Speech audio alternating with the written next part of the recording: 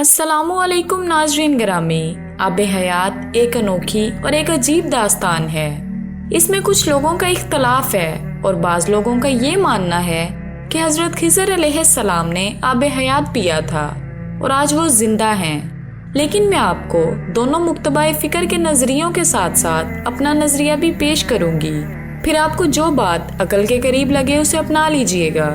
دوستو، حضرت خضر علیہ السلام کی کنیت ابو العباس بلیہ اور ان کے والد کا نام ملکان ہے۔ بلیہ سریانی زبان کا لفظ ہے اور عربی زبان میں اس کا ترجمہ احمد ہے۔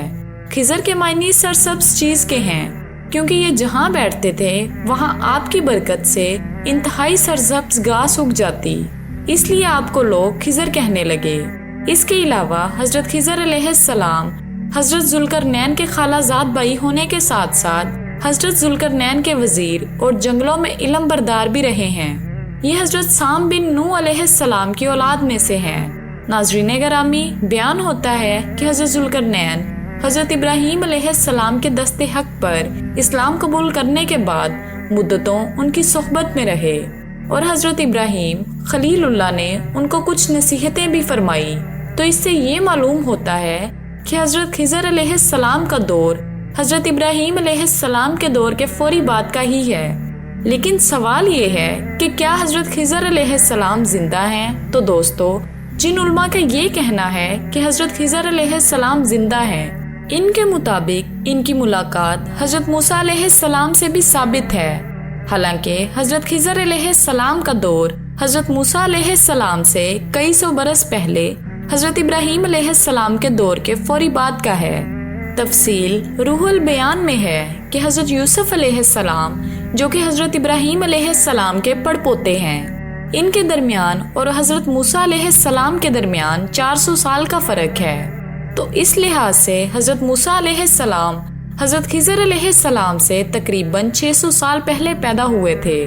امام بدر الدین آئینی اس سے متعلق لکھتے ہیں کہ جمہور کا ماننا یہ ہے اور صحیح بھی یہی ہے کہ وہ نبی تھے اور زندہ ہیں، اور یہ بھی اس میں ممقول ہے کہ حضرت خضر علیہ السلام نے چشمے حیات میں غسل فرمایا اور اس کا پانی پیا۔ اس طرح تفصیل ساوی میں ہے کہ بعض علماء کا ماننا ہے کہ حضرت خضر علیہ السلام حضور اکرم صلی اللہ علیہ وآلہ وسلم کی زیارت سے بھی مشرف ہوئے ہیں، اس لیے یہ صحابی بھی ہیں۔ اس طرح حضرت عمر بن عزیز رضی اللہ تعالیٰ عنہ سے ان کی ملاقات بھی ثابت ہے، اور حضرت خضر علیہ السلام نے ان کو نصیحت بھی فرمائی کہ اے عمر، اس بات سے بچنا کہ تو ظاہر میں تو خدا کا دوست ہو اور باطن میں اس کا دشمن، کیونکہ جس کا ظاہر اور باطن مساوی نہ ہو تو وہ منافق ہوتا ہے، اور منافقوں کا مقام درک اسفل ہے۔ یہ سن کر حضرت عمر بن عزیز رضی اللہ تعالیٰ عنہ یہاں تک روئے کہ آپ کی داڑھی مبارک تر ہو گئی۔ اس کے علاوہ اور بھی بزرگان دین نے ان سے ملاقات کا ذکر کیا ہے، لیکن ناظرین گرامی، آب حیات کے متعلق بہت اختلافات ہیں۔ بعض لوگ اس کو ایک افسانے کے علاوہ کچھ نہیں کہتے، کیونکہ آب حیات کا تذکرہ نہ تو قرآن میں ہے اور نہ ہی کسی صحیح حدیث سے ثابت ہے۔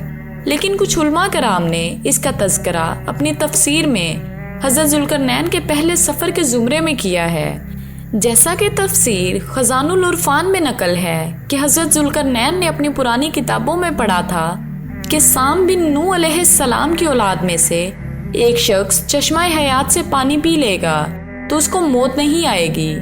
اس لیے حضرت ذوالقرنین نے مغرب کا سفر کیا اور آپ کے ساتھ حضرت خضر علیہ السلام بھی تھے، تو آپ آب حیات کے چشمے پر پہنچ گئے اور اس کا پانی پی لیا، مگر حضرت ذوالقرنین کے مقدر میں نہیں تھا اور وہ محروم رہ گئے۔ اس سفر میں آپ مغرب کی طرف روانہ ہوئے تو جہاں تک آبادی کا نام و نشان ہے وہ سب منزلیں طے کر لیں۔ آپ ایک ایسے مقام پر پہنچے کہ انہیں سورج غروب کے وقت نظر آیا کہ وہ ایک چشمہ سیاہ میں ڈوب رہا ہے، جیسا کہ سمندری سفر کرنے والوں کو سورج سمندر کے کالے پانی میں ڈوبتا نظر آتا ہے۔ وہاں ان کو ایک ایسی قوم ملی جو جانوروں کی خال پہنی ہوئی تھی، اس کے علاوہ کوئی دوسرا لباس ان کے بدن پر نہیں تھا، اور دریائی مردہ جانوروں کے علاوہ ان کے پاس غذا کا کوئی دوسرا سامان موجود نہیں تھا۔ یہ قوم ناسک کہلاتی تھی۔ ذوالقرنین نے دیکھا کہ ان کے لشکر بے شمار ہیں اور یہ لوگ بہت ہی طاقتور اور جنگجو ہیں، تو حضرت ذوالقرنین نے ان لوگوں کے گرد اپنی فوجوں کا گھیرا ڈال کر ان لوگوں کو بے بس کر دیا۔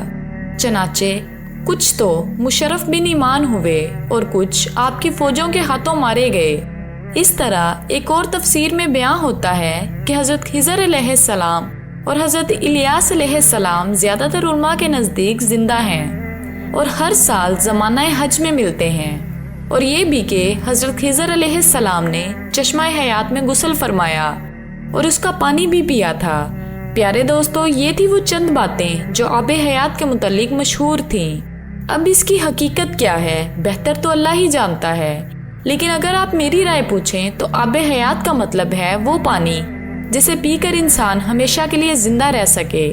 تو دوستو، ایسا پانی صرف ایک ہی ہے جسے پی کر انسان ہمیشہ کے لیے امر ہو جاتا ہے، اور وہ ہے جام شہادت۔